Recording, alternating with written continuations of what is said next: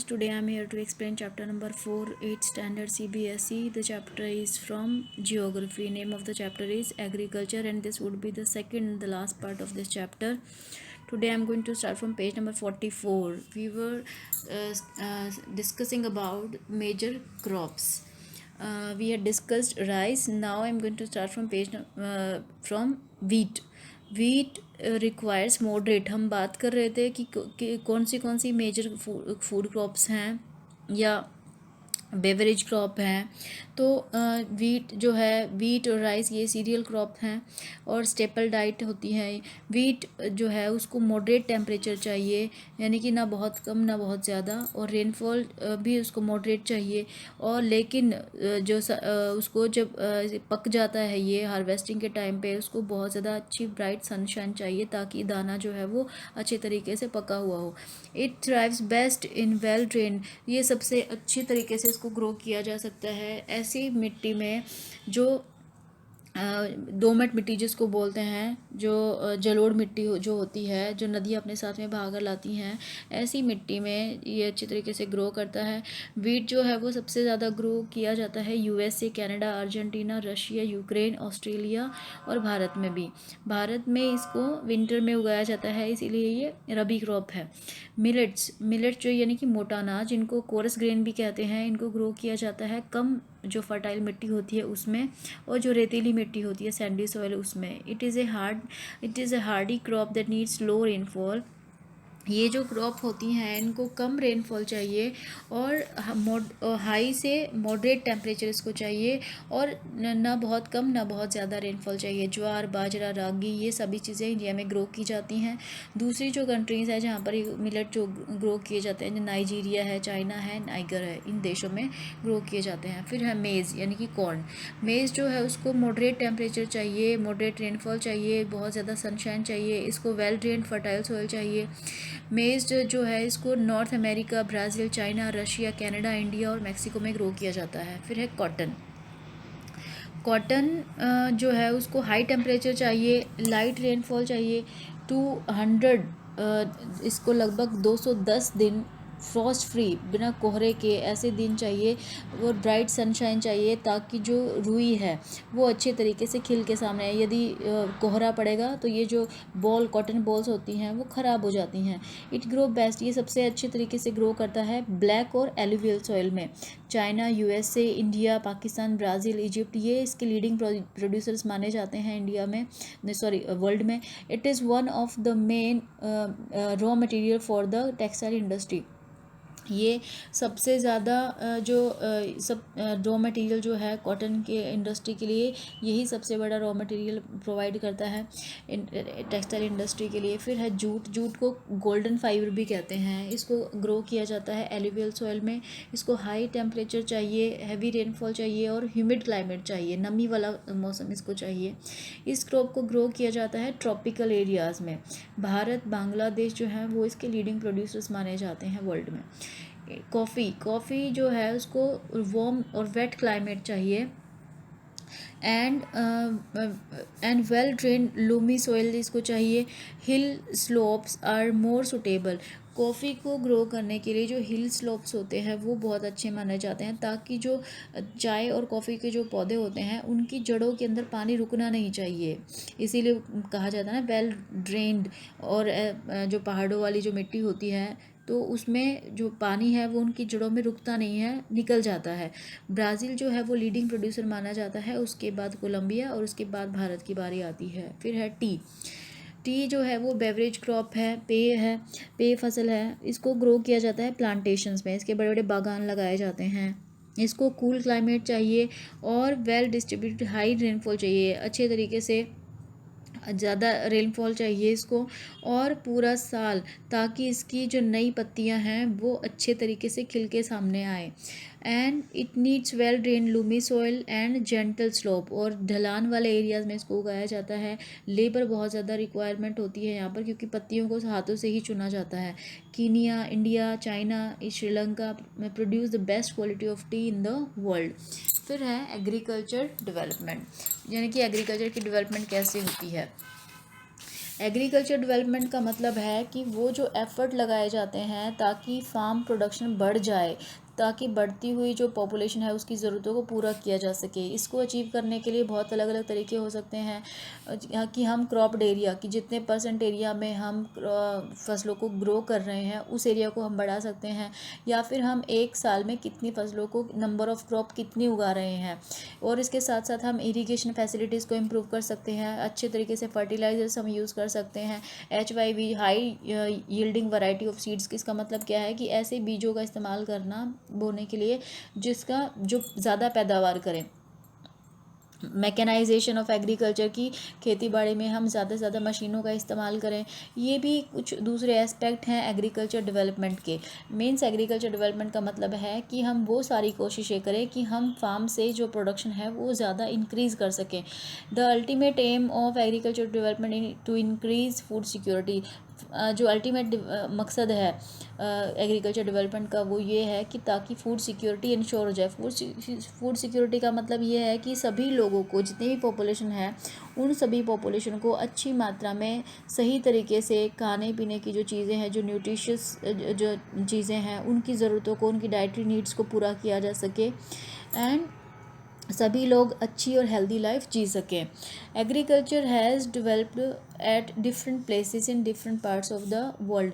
Agriculture जो है वो डेवलप हो चुका है दुनिया के अलग अलग हिस्सों में। जो डेवलपिंग कंट्रीज़ हैं उनकी जैसे भारत है डेवलपिंग कंट्रीज़ में माना जाता है, तो भारत जैसे जो देश है या जो भी डेवलपिंग कंट्रीज़ हैं वो ऐसे यूजुअली प्रैक्टिस इंटेंसिव, उन सभी देशों में इंटेंसिव एग्रीकल्चर होती है, गहन कृषि होती है और फसलों को ग्रो किया जाता है स्मॉल होल्डिंग्स में, छोटे छोटे एरियाज़ में उनको छोटे छोटे जो खेत होते हैं उनमें ग्रो किया जाता है। और ज़्यादा से ज़्यादा सब्सिस्टेंस होती है, मतलब गुजारा करने के लिए सिर्फ गुजारा ही हो पाता है क्योंकि सबके छोटे छोटे खेत होते हैं।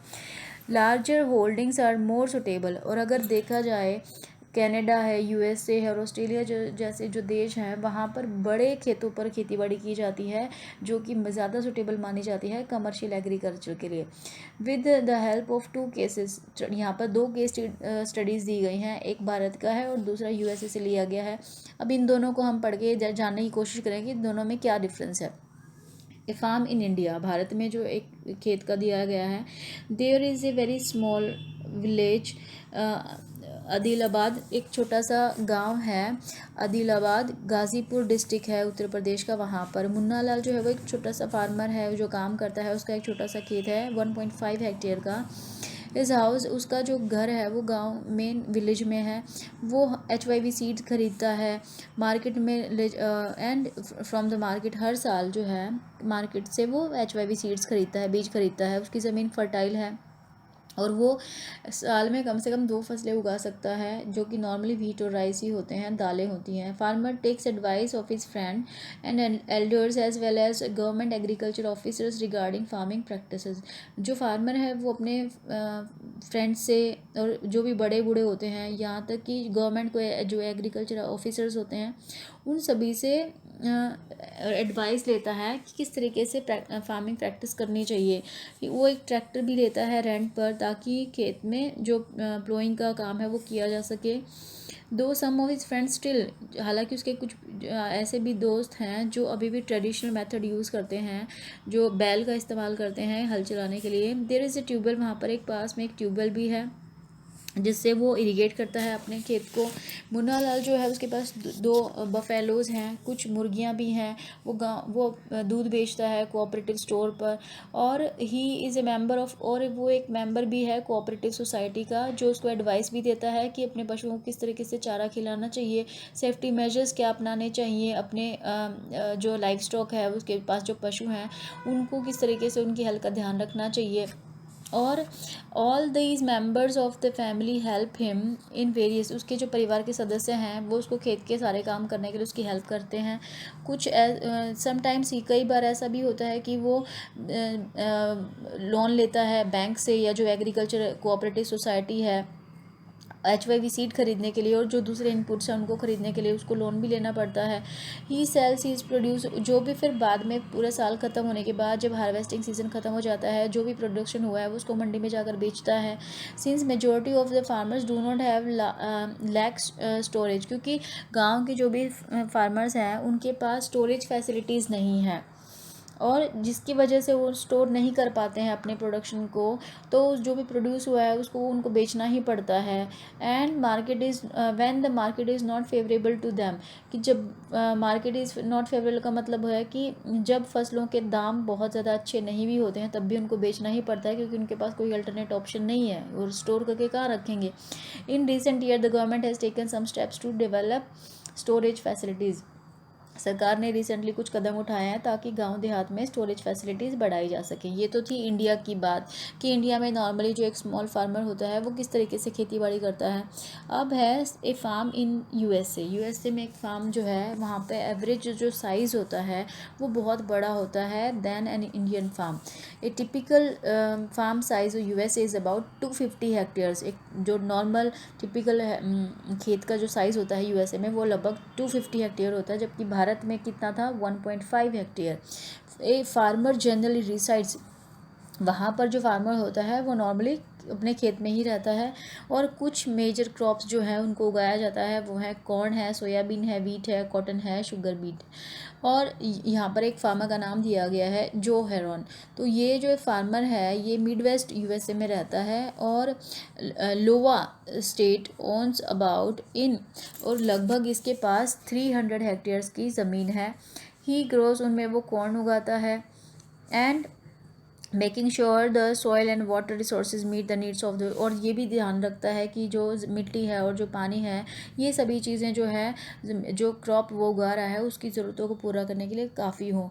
एडिकेट मेजर्स वो अपनाता है ताकि जो पेस्ट हैं उनसे अपनी फसल को बचाया जा सके। टाइम टू टाइम वो अपनी सॉइल सैंपल भेजता है टेस्ट करने के लिए, लेबोरेटरी में भेजता है, और ये वेदर को भी चेक करता है, एंड न्यूट्रिएंट, और ये भी देखता है कि जो न्यूट्रिएंट्स वो दे रहा है फसल को वो काफ़ी है या नहीं। द रिजल्ट हेल्प जो होरान to plan a scientific fertilizers program, और जो रिज़ल्ट आते हैं उससे जो होरान है वो प्लान करता है साइंटिफिक फर्टिलाइज़र प्रोग्राम कि अपनी फसल को वो फर्टिलाइजर्स अच्छी तरीके से डालेगा। हिज कंप्यूटर इज़ लिंक्ड, उसका जो कंप्यूटर है वो सैटेलाइट से लिंक है जो उसको पिक्चर्स भेजता है ऑफिस फील्ड उसके खेतों की। This help him to use chemical, इससे वो केमिकल फर्टिलाइज़र्स को किस तरीके से यूज़ करना है ये भी देखता है। And pesticides whether they are required, जब भी उसको रिक्वायर्ड है। ही यूजेस, वो ट्रैक्टर इस्तेमाल करता है, सीड ड्रिल्स इस्तेमाल करता है, लेवलर, कंबाइन हार्वेस्टर, थ्रेशर, ये सारे मशीन इक्विपमेंट और मशीनरी इस्तेमाल करता है अलग अलग एग्रीकल्चर ऑपरेशंस करने के लिए। एक ग्रेन आर स्टोर्ड, जब बाद में जो वहाँ उसका ऑटोमेटेड ग्रेन स्टोरेज है वहाँ पर वो अपनी सारी हार्वेस्टिंग जो भी चीज़ें प्रोडक्ट उसने प्रोड्यूस किया है उन सभी चीज़ों को वो स्टोर भी करके रखता है बाद में, या फिर उसको डिस्पैच किया जाता है मार्केट एजेंसीज़ के पास। फार्मर इन यूएस से वर्क लाइक, वहाँ का जो फार्मर है वो एक बिजनेसमैन की भांति काम करता है, not like a peasant farmer, ना सिर्फ एक किसान की भांति, वो एक बड़े बिजनेसमैन की तरीके से काम करता है। So these, here you can see the difference between an Indian farmer or a farmer that resides in USA. So that's it in this video.